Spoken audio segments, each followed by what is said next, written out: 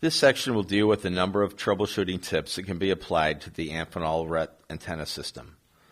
One of the more common occurrences in a system that uses smart bias Ts is that the transmission line system will have a device such as a surge protector or lightning arrestor which will block DC current from flowing, blocking the necessary AISG path.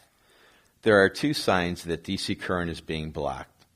A scan will produce no results, and the transmit LED on the PCU will be dimmed and flickering slightly.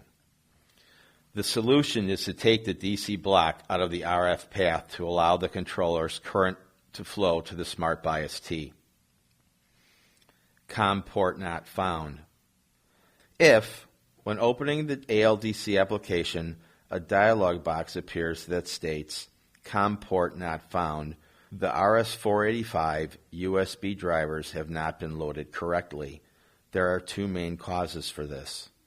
The USB connector from the PCU4 was connected to the computer during the ALDC installation process, or the ALDC application was not extracted from the zip folder when the application was downloaded from Amphenol's website. In each case, the ALDC software and Silicon Laboratories RS-485 USB drivers will need to be removed using the uninstall function in the Windows control panel. Then reload the application according to the instructions earlier in this video or in the quick install guide.